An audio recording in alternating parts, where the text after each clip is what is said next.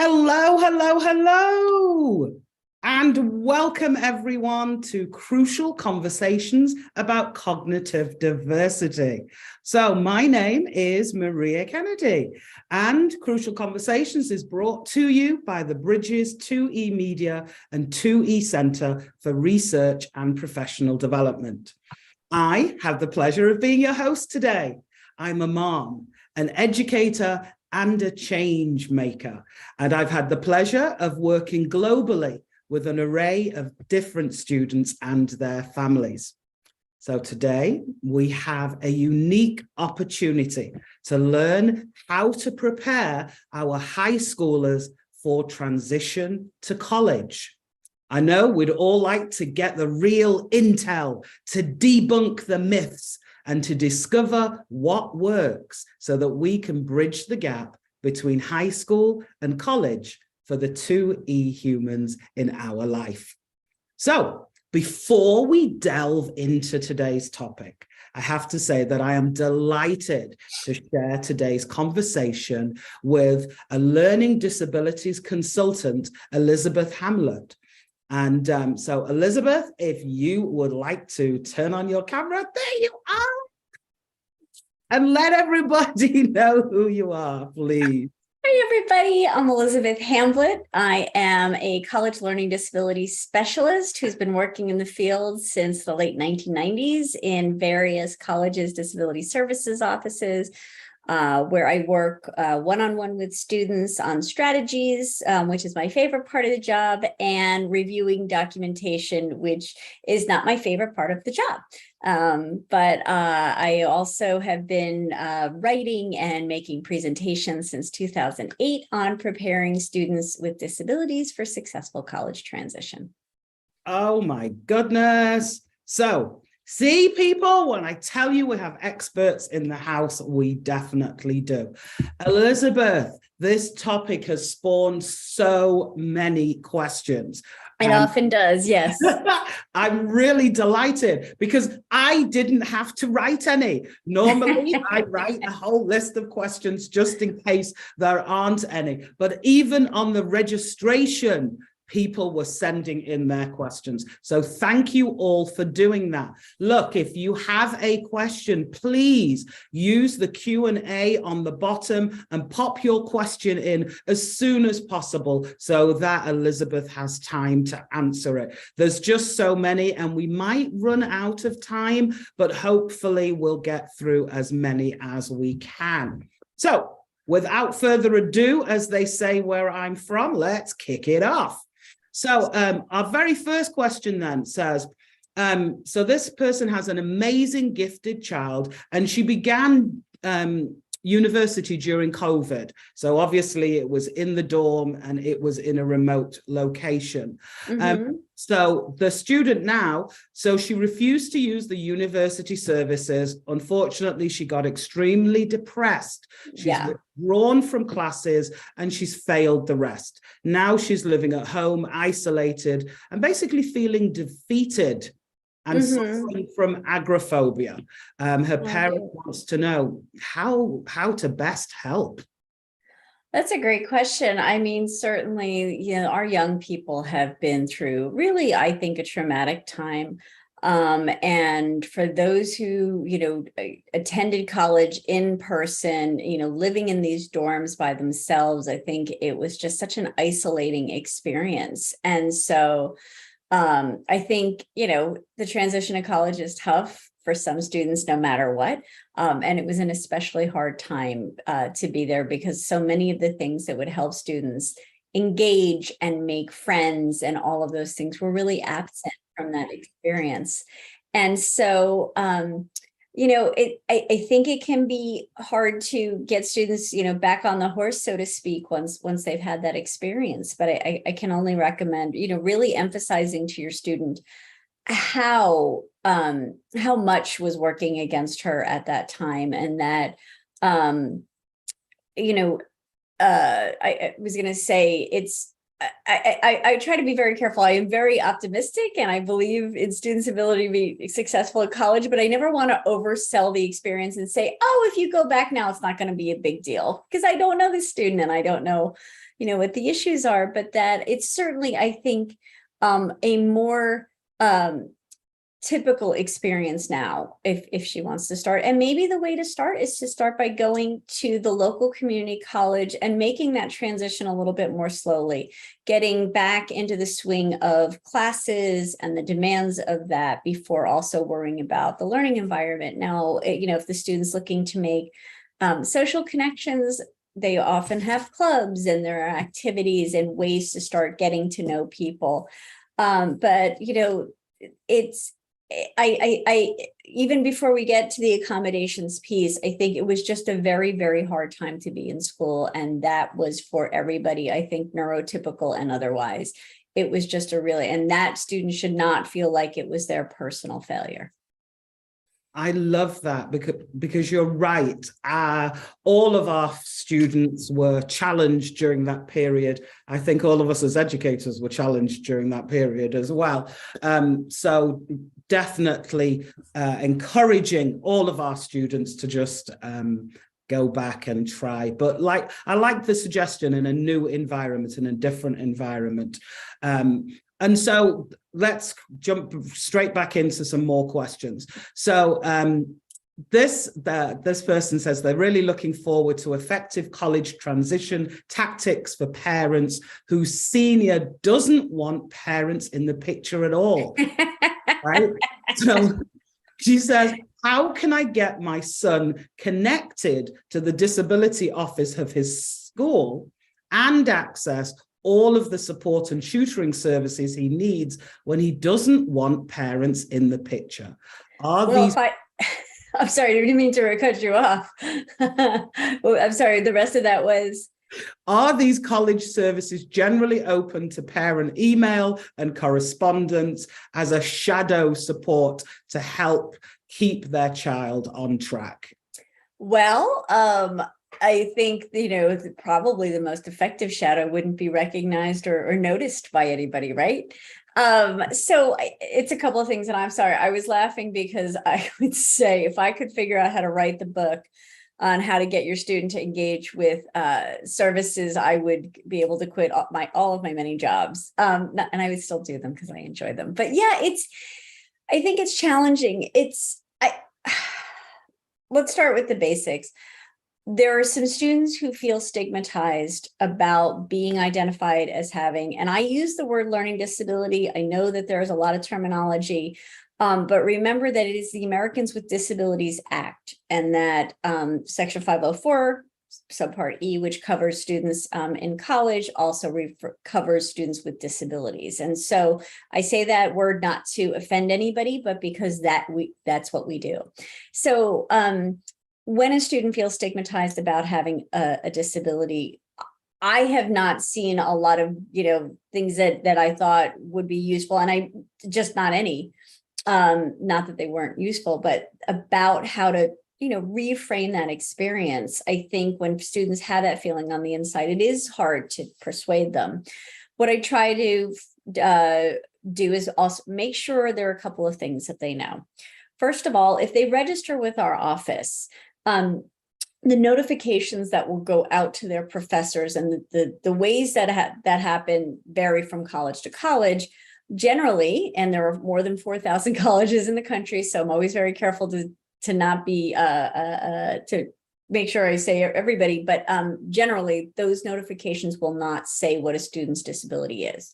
It will say, "Dear Professor Kennedy, Elizabeth Hamblet is a student in your English class, and she has been approved by us for the following accommodations." And it's not going to say what the disability is because they don't need to know what the disability is. So that's the first thing you need to make sure students understand.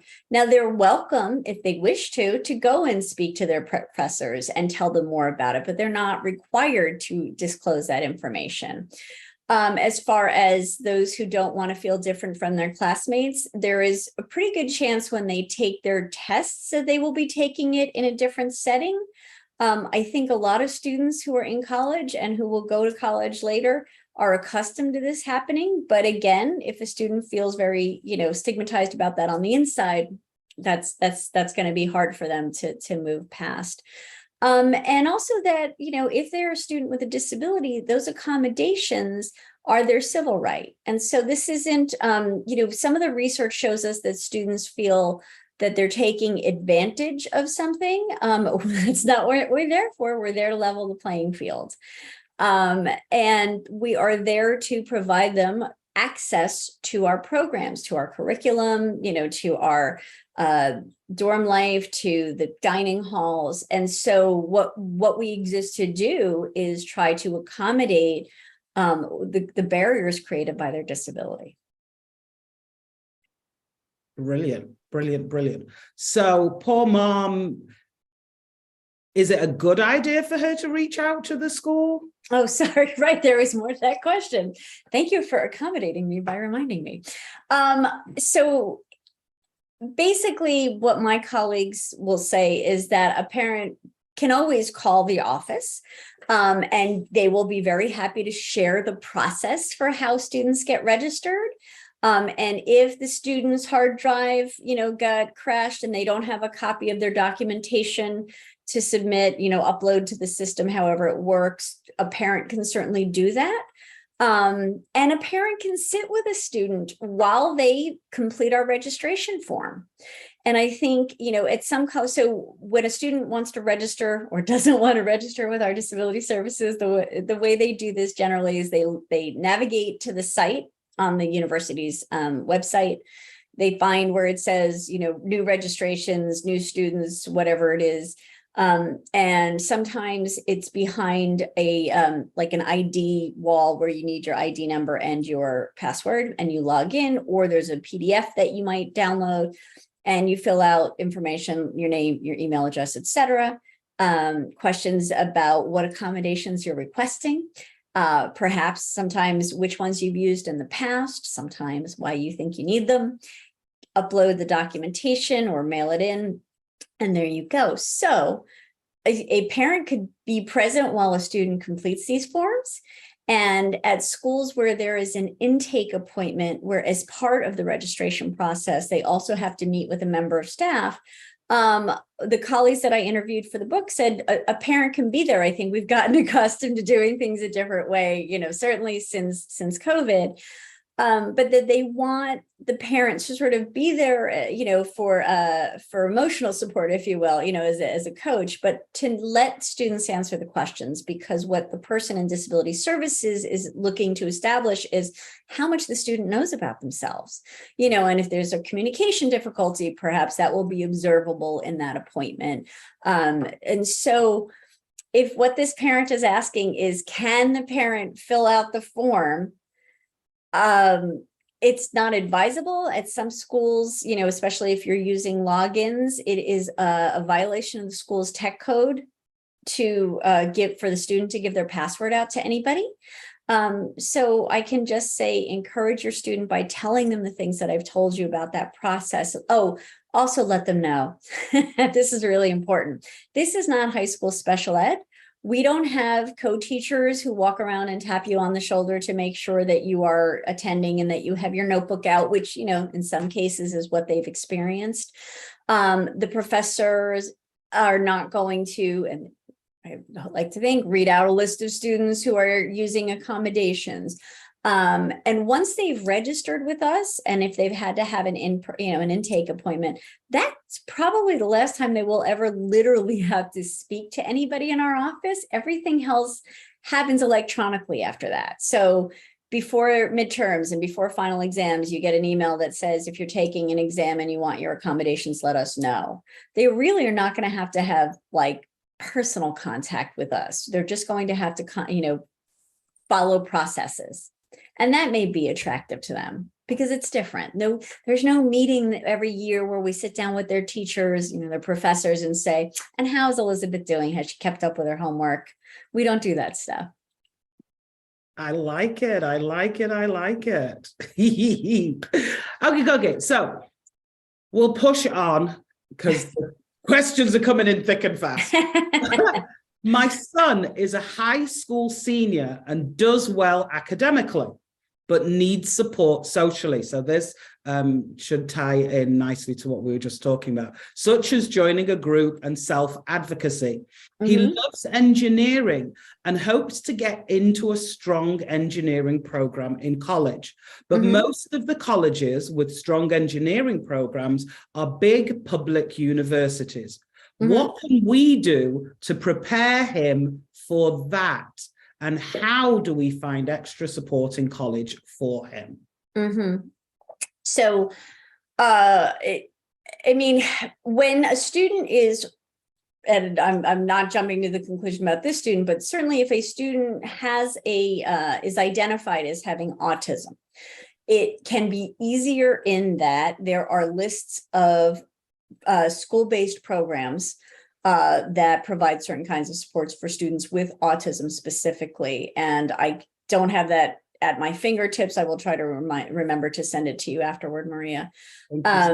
I forget the name of the center that does that research. And then there's some consultants I know who have their own list. So that is much more, a formalized program that you can identify is going to be easier to find, and then also to identify what supports they provide.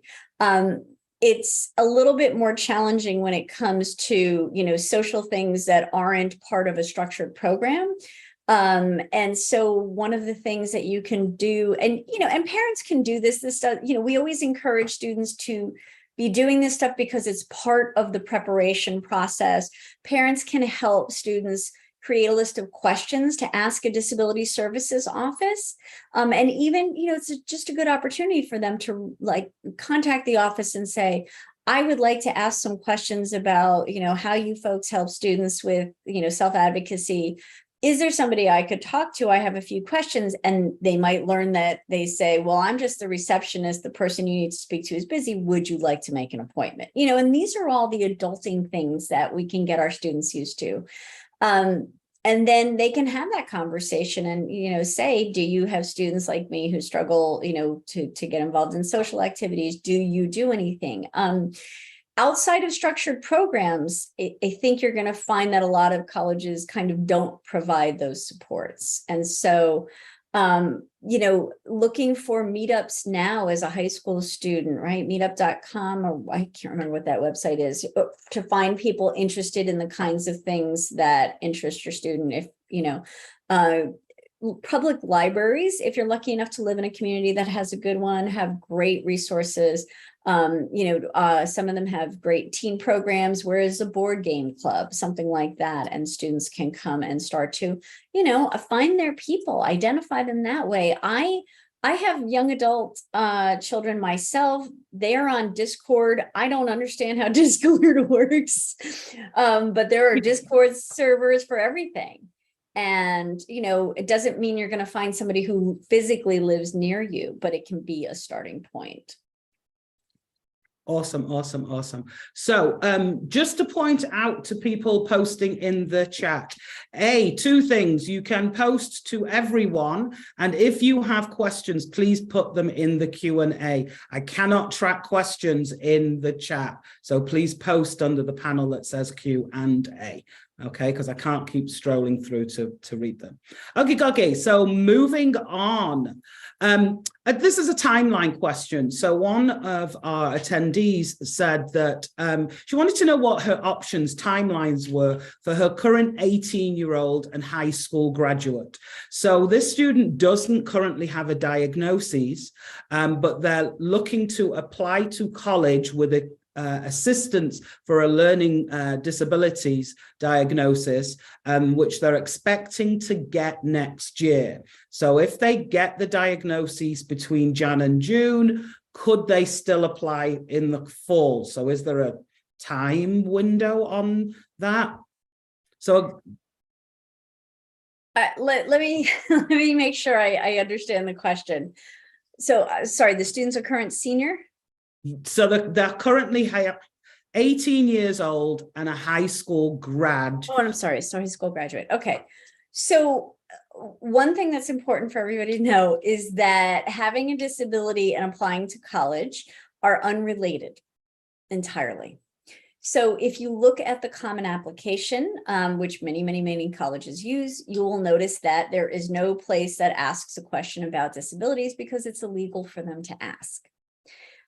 So students can choose to discuss their disability in their application. They can write their whole essay about it if they think that's the thing they most want colleges to know about them, or they can use the additional information section. They should know that if they attend a school and they do, and many don't require SAT, ACT anymore, those score reports are not flagged if they've used accommodations. And so essentially the information would likely, most cases, come from the student. That said, there are schools that are just for students with learning disabilities, ADHD, and autism. And there's a school profile that will accompany their transcript when the school sends it, that says a little something about the school, and it will likely say that. Now, there are students from those schools attending colleges all over the country. So the admissions deans that I have interviewed, said pretty adamantly that having a learning disability is not a disadvantage when applying to college, even though that's what you're going to hear. And this may be disappointing to others. It's not necessarily an advantage either. There are no quotas of students with disabilities. Every college has to admit. I hear that rumor swing around every couple of years. So as far as identifying your students' learning disability, that's an important thing for her. If that's the outcome, it sounds to me, I'm assuming if you're having her evaluated, she's experiencing some challenges. And so sorting that out is important, seeing what's going on. It may not, rise to the level of a disability. I don't know.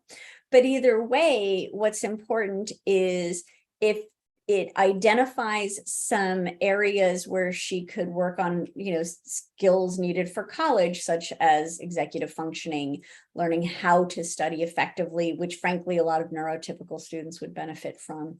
Yep. And then there's some time between now and then for her to apply, but a student can apply to college anytime they want.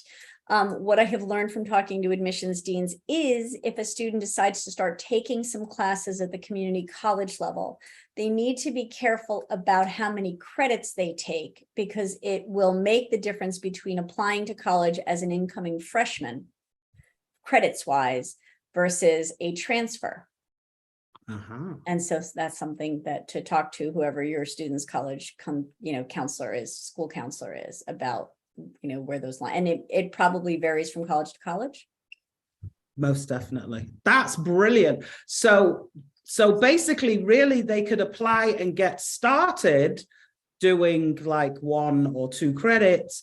And then when the diagnosis comes or doesn't come, then they can look for accommodations at that point, right? Oh, yes. So accommodations, you can wait till second semester senior year, right before your finals. There is nothing in the laws that say it has to be before this time. And if you think about it, sometimes students acquire disabilities.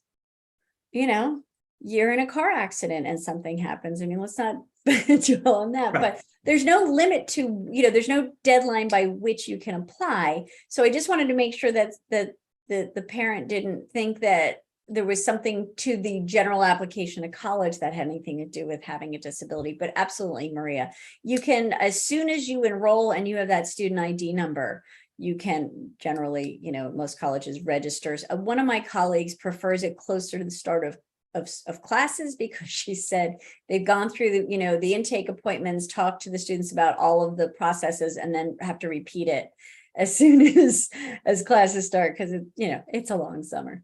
It is a long summer. Brilliant, brilliant, brilliant. Okay. So, oh, look, Josh, there's just too many. This is a superb problem to have today. And so, okay, so we'll push on.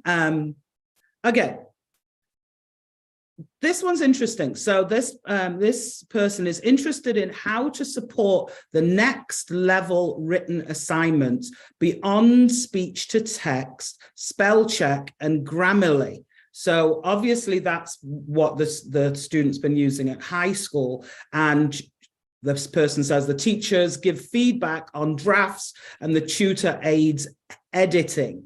But how do you transition to independent support?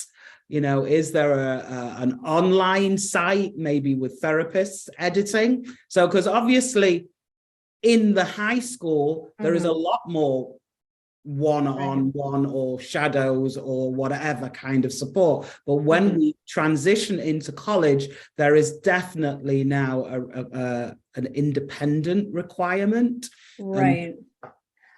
So I am not aware personally of a lot of, I mean, there's a person out there online for every kind of need. I don't, I don't kind of keep up with that. One of the things that I'd like to emphasize, and it's only December, and so there is time, is to try to make sure that the people working with students are teaching them strategies to do these things on their own. So if you're going through and there used to be a mnemonic about how to go through a draft and check, for content, and then, punctuation, and then spelling. And so one of the things that I think about a lot is students' sense of self-efficacy and their belief in their abilities. And so I think that making sure the people working with them, again, teach them strategies first and have them practice with those, and then eventually scale back the supports to see what a student can do independently. A lot of colleges, there's no stats on this that I've ever seen, but anecdotally, a lot of colleges seem to have writing centers, but what those writing centers will do varies. Often they will not spell check, grammar check. They help students get their ideas out and organized.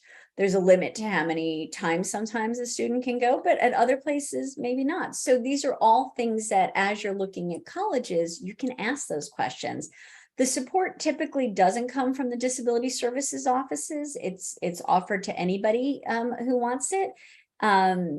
I would assume you can find educational therapists online. I know, I'm aware of Stephanie Pitts, my educational therapist, and Rachel Kapp, Kapp Educational Group. They're both located in California, but they have a podcast, which is why I listen to. Pardon? I love them. They're brilliant. Oh my gosh, they're so wonderful. They just awesome. They just an episode on messy rooms. I mean, the things that they cover are brilliant. So shout out to my friends there. It's called Learn Smarter Podcast.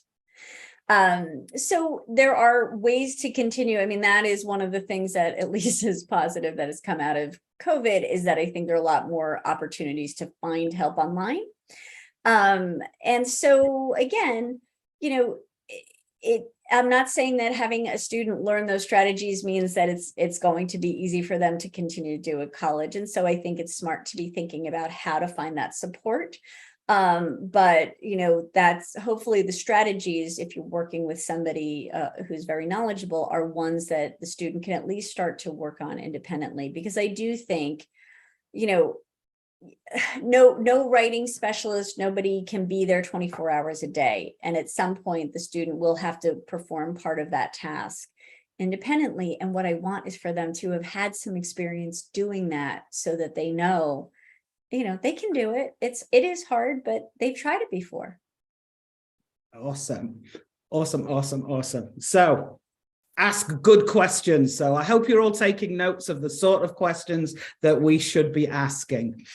So socially, my dyslexic 2E child would do well at MIT, but she has little stress tolerance and cannot tolerate tests. At a college that is academically weak, they'll be disengaged and less likely to find friends or clubs. Any suggestions? Let me think about that. So, engineering, you said, right? Yes, MIT. Okay, yeah. Right. Okay. So sometimes there are majors and schools where the emphasis is not on tests. I have over, 20 something years in this field now, met students who are graduate students who said that they, got through college by finding places and perhaps classes where it's not a test, it's an essay. It's, it's not a tested project. I imagine that takes quite a bit of research. I think it's probably easier to find those experiences in more liberal arts fields than engineering, but I've never considered that question. So I think, the stress tolerance piece is understandably challenging. I think it would be hard to find an engineering program, but perhaps, with research, it could be done that you could find some place that is just project-based, perhaps. But, even the prerequisites, for instance, for engineering programs of calculate, the kinds of things that, and there are lots of different kinds of engineering that you would have to take. It may be the limits of my imagination that it's hard to imagine getting through all of those classes without ever taking a test. But it's something to look for. If the student is working with a therapist on some anxiety strategies and ways to manage that, be aware, folks, that test anxiety, it's in and of itself, and I know that's not what we're talking about with this student, but is not a recognized disability by most colleges. The definition of disability is that it has to substantially limit you in everyday functions. And so a lot of colleges don't accommodate if it's just test anxiety. Perfect. So you may need to disclose some more information about what's going on. So my son is a highly gifted high school senior with social anxiety about communicating with strange adults, and he has executive functioning problems with planning and meeting deadlines, focus issues, slow processing speed, etc. He has an IEP now. What is the college equivalent of an IEP and how does he get one? Okay, that's a great question. Maria, you know what this answer is, right? I know. Let me start with the positive. There are accommodations at college. Let's be very clear. And let me also be clear that the laws that we are talking about, the ADA, AA, Americans with Disabilities Amendments Act of 2009, and Section 504 Subpart E are federal laws. And so any college in the country that accepts Pell Grant money from the federal government, federal student loan money, federal research dollars, GI Bill money, has to provide at least some minimal accommodations. So if there are more than 4,000 colleges in the country, I've never seen an actual authoritative number. I would imagine it's literally almost all of them, because it is very, very hard for a college to operate without all those funds. And even schools with huge endowments in the bazillions do accept those funds. And so if we take the span of colleges of 4,000, more than 4,000 like this, and we say, okay, you have to go without any federal funds, the numbers like that. And then the school would have to be both private and religious, and it goes like that. Okay. So even if your student's looking at religious schools, very many of them, just anecdotally that I have been aware of, do provide accommodations, and some of them do a great job. So really, any place your student wants to go, there will be at least minimal accommodations. But to be very, very clear, we don't write plans. We provide accommodations. And so a professor will be notified either through an electronic communication coming from one of our systems. I call it an NOA to cover everything, whether it's an email, it's a message in the management system, it's a physical letter. An NOA, notification of accommodations, says Elizabeth Hamblet's been approved for this, this, this, and this. But there are a couple of reasons it's really important to say that it's not a plan. It's literally not a plan. We don't plan with students. We do not sit down and lay out goals for them to accomplish and measure their progress towards those goals. Professors do not provide progress reports. like we do under an IEP, of whether, and assessments of whether I'm meeting those goals. None of that stuff is happening, which, by the way, back to question number 1, is the way to encourage your student to register with us. They don't have to go through all of this stuff. There are no IEP meetings. There are no 504 plans either. It's a source of very understandable confusion. People say, but Elizabeth, didn't you just say 504 covers colleges? Subpart D covers K through 12. Subpart E covers colleges. So an IEP or a 504, it doesn't matter what it is. If your student graduates from high school, no longer is a legally binding document that colleges have to follow. Or if they stay in school until they're 22 and they age out, it's valid at the high school until they're out. What is also understandably confusing is some colleges accept those as a form of documentation when students come in and register with us, but that doesn't mean that we are following their plans. And even if they get the same exact accommodations they had in high school, it's not because we're following their plans, it's because we found them eligible. But you know what, Maria, I saw a comment, and I do want to go back, if it's just okay, to our previous question about the student who doesn't do well with tests. There are test accommodations. I saw something in the chat, and I want to thank whoever, I think was John, who said there are all kinds of test accommodations, including extended time and taking your exam in a room with fewer people. Some schools, I've never seen a number of, have testing rooms. Very rarely does a student take a room with nobody watching them. There's often a proctor. If there's a testing center, there are cameras sometimes. During COVID, students were being proctored remotely. If a student is dyslexic, they might get use of text-to-speech software to read the test aloud to them. But what's important, and the reason I bring this up, is one of the crucial differences you need to know about, or there are some exceptions carved into the laws of things that colleges don't have to do. And so one of them is anything that fundamentally alters parts of our program. So because often students in engineering programs will take an engineering licensing, a test, like it's a national registry, whatever that is. I would imagine they probably end up taking some tests as part of their program because the program wants to get them ready. And so to say to a program, I would like to study whatever it is, but not do those things. Colleges always have to go through a process and consider those requests, but they don't have to make those kinds of things that we at the college level call modifications. The law uses the words modifications and accommodations interchangeably, which is also confusing. But just to go back, there are accommodations, and I just caught something in the chat saying those things aren't sufficient. But for those who are paying attention, to the testing piece, there are lots of kinds of accommodations for testing. But memory aids are not common ones. Formula sheets, it depends on the professor. Okay. Awesome. Thank you so much. Sorry. Oh, no. This is all good stuff. Since we're on universities and the amount of them there are, so the question was, Elizabeth mentioned universities with programs for autistic students. So the question is, are there universities that have special dormitories or living accommodations that you know of? They could probably be counted on one hand.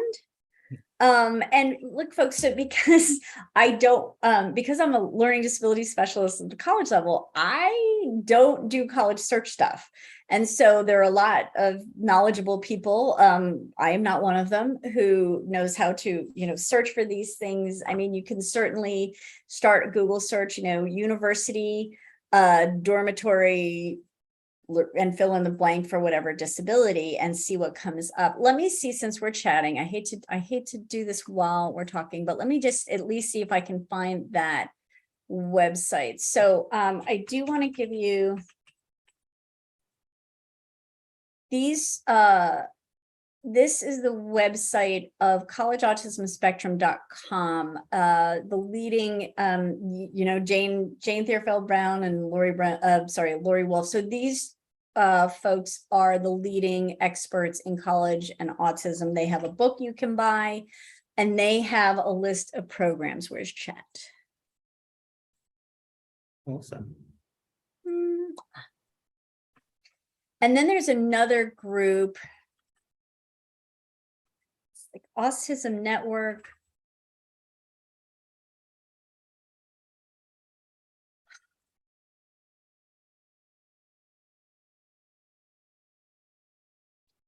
I'll have to find that one and send it to you. There is another, it's a bunch of people across different colleges, and they have a listing too. I did recently read somewhere about a place having a dorm, but I cannot specifically remember which one it is. And as somebody I see in the chat, there are 2 colleges just for students with learning disabilities, ADHD, and autism: Landmark College up in Vermont and Beacon College down in Florida. Awesome. So time's just I flying. know. I can't Trying not to bang on too long. So all colleges have a disability support office and claim to be inclusive. Any tips for finding indicators on how inclusive a college culture actually is? For instance, if foreign language is required, that is not dyslexic friendly. So are there any tips for what they should be looking for? Excuse me. I think that example, I think, is complicated. Because there are colleges that will make substitutions for those requirements. And I wouldn't make assumptions about a college being more disability friendly because it doesn't have certain requirements. That might have been the motivation behind it not being part of the requirements. But I think people make a lot of assumptions about things. And look, if that is just how a student feels about a place, that's a great way to start narrowing things.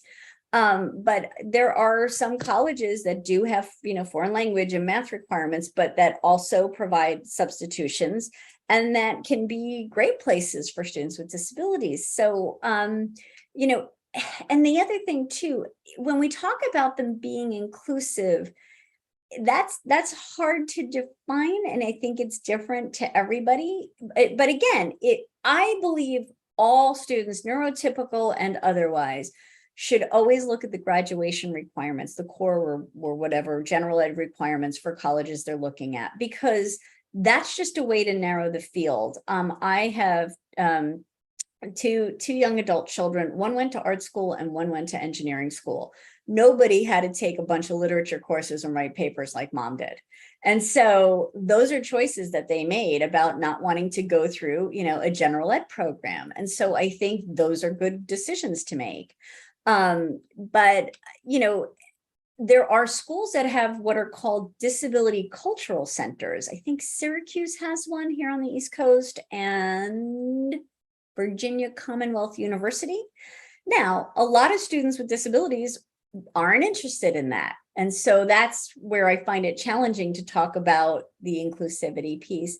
But one of the things I think you could do is ask a disability services office if there are some students they can talk to. Get into your social media groups and see if you can find parents of students with disabilities attending the colleges your students interested in, and have them, try to connect them and have them share their experiences. Because obviously, if our office has somebody that was willing to talk to them, I would probably pick somebody who would speak well of us, and that we had a good relationship with. And it's going to be there are going to be students at every school who think it's great and students who don't. So I wish I had better suggestions for you. There's a free download on my site that you can use to explore the disability services sites of different colleges. I also have a video on my YouTube channel where I explore a disability services office and a university site to see what the supports look like.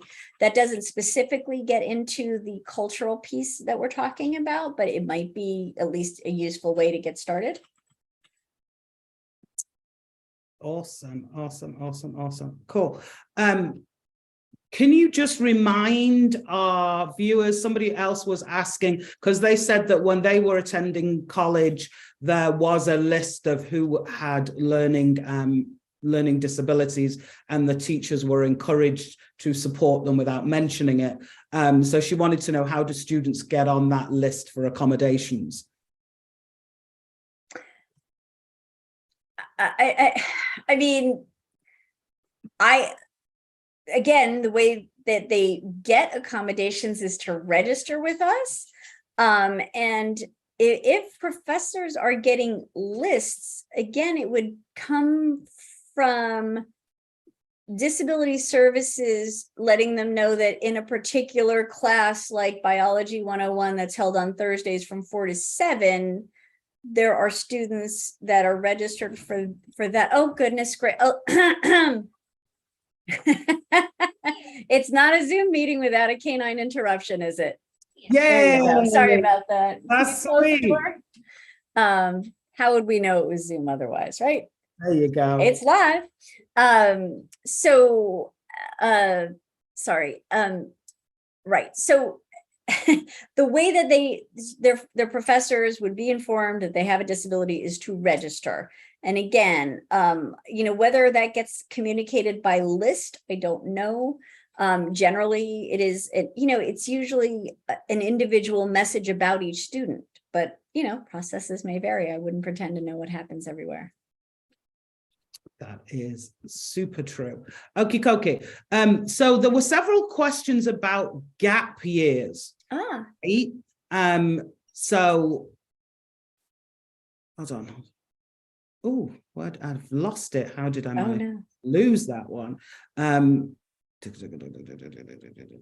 am so sorry. I literally just had it and now I've lost it. So while I find that, we'll take a different question. I have a 2E 10th grader. We are just beginning to discuss colleges. Mm-hmm. What are advantages and disadvantages of disclosing autism as a way of giving perspective on relatively few extracurricular and leadership roles for her particular case? I would not offer an opinion because I don't work in admissions. So I think that if the student thinks that it's something she would like to disclose, she should. Again, I don't work in admissions, so I can't speak to that. There can be a lot of reasons why students don't have extracurriculars. We have young people who have to work to help support their families, and they don't, so I wouldn't make assumptions about what colleges will assume. Does that make sense? So if it's something that's comfortable for your student and it's something she wants them to know about herself, then she should definitely do that. But I don't know that there is an advantage or a disadvantage. When I spoke to these admissions deans, and you can, see how they responded to questions in my new book, they were really trying to sort of demystify everything and let people know that a lot of this stuff doesn't work the way that most of us think. And actually, Maria, I don't know if you're familiar with, it's called Getting In and Staying Together or something. There is a book out by the director of admissions at Georgia Tech. Georgia Tech has a blog and a podcast. These two guys have a podcast series.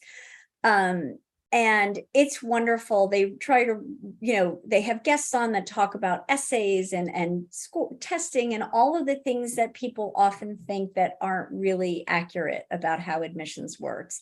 And I think it can be really comforting to read their book and to listen to this podcast, because I understand and I empathize with parents of disabilities who are very concerned about how, their children's challenges can affect their ability to get into college. But I think sometimes the things that people tell each other are just based on their opinion, and they're not based on facts. I mean, I've got a whole blog post about mythology and the admissions process and things that people say that aren't, to me, supported by data. And that's the thing you need to know. So it's sort of all vibes, if you will. Somebody tells you that, well, my kid didn't get into Hamblet University and she disclosed her disability. And, oh, hang on, this is going to the wrong place. Okay, everybody. She disclosed her disability. So it must be that she didn't get in because she disclosed her disability. And there's just not evidence that that's the case. So, if your student is worried about not getting into a place because of their disability, it's their choice to disclose or not. But remember that one of the admissions directors said, you can't even imagine how many kinds of stories they read. And so don't overthink what your story looks like and worry about how it might be perceived. There's all sorts of students out there, and literally thousands of them are getting into college every year.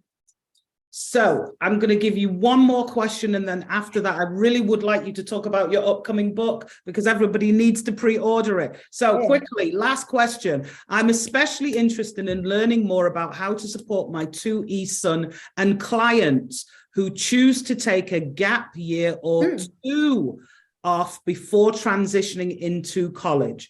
Any opportunities and what life skills, social cognitive abilities to foster, etc. Second, I'd like to learn how to bridge them to support on campus. E.g., does the honors program take into account social needs of our 2E kids? And if so, how do they find out about those bridging options? So, once again, we're talking admission stuff that I don't have any connection to. So you'll have to speak to much more educated folks than I. The gap stuff, though. Oh my gosh. So I popped into the chat, and maybe just to you. Okay. The link to my YouTube channel, where you will find, for instance, an interview with Brennan Barnard and Rick Clark, the two authors I was talking about admissions and students with disabilities. You will also find a very recent chat with my friends Jane and Jason Soroyan, the founders of J2 Gap J2 Guides. They are gap specialists, and they have a special interest in working with students with disabilities. And so they gave a whole webinar and then answered a bunch of questions. You can contact them. They are open to talking to anybody.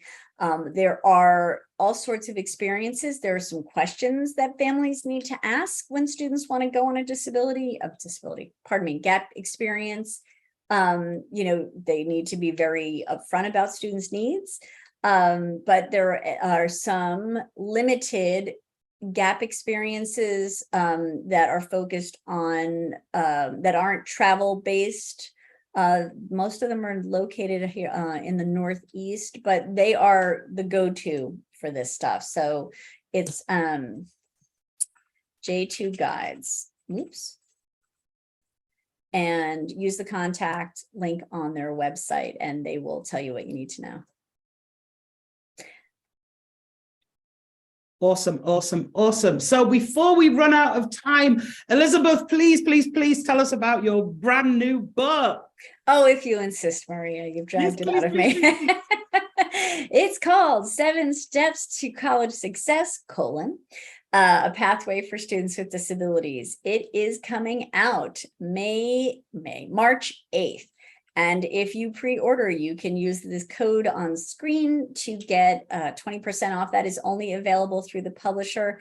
Folks, I have interviewed disability services directors. I have interviewed admissions directors.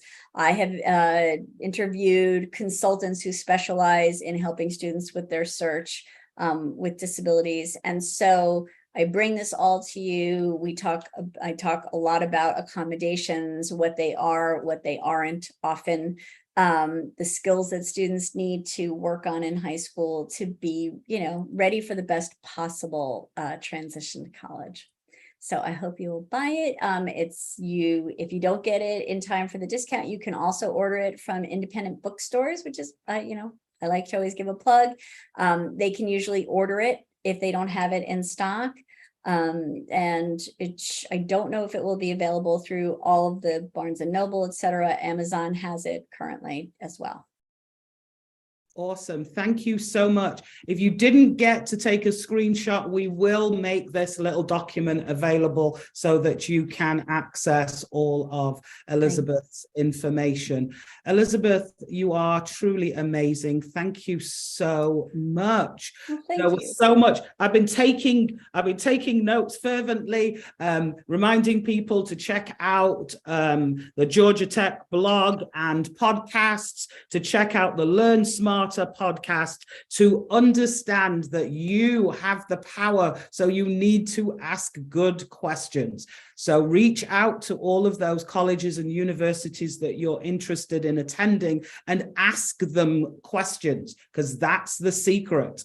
So since they take government funding, they have things to offer.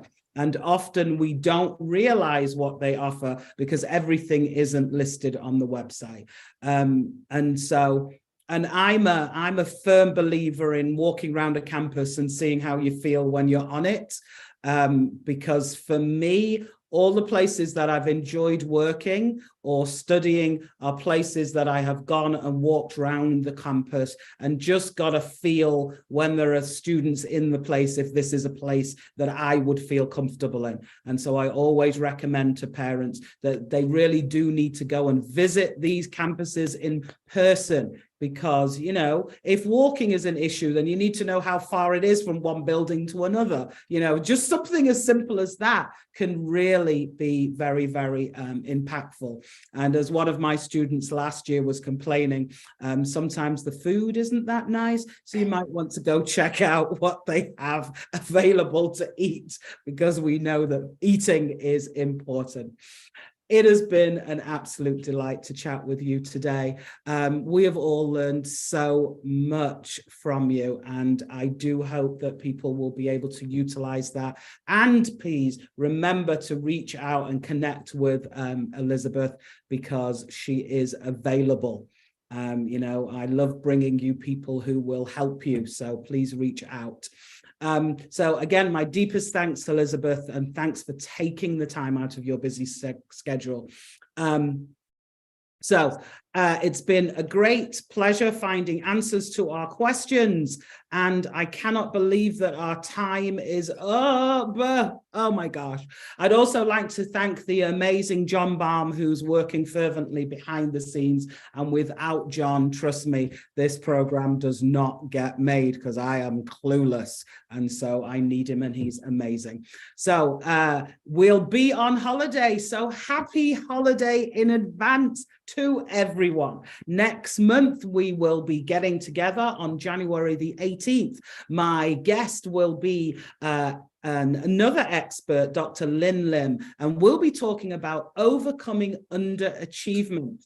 What experts are not telling you about academic and personal synthesis. So we'll be really digging in there. So we're going to be blowing away more myths. I love this. So we're finding the truth that has been hidden and kept from us. So if you have a child who is struggling, or your friend has a child who is struggling, or even if they're not struggling yet, let's make sure that we know everything in order to support them as they travel not only through the educational process, but go on to be amazing adults. So please make sure that you join me. Take care, everyone. Thanks for having me. You're wonderful.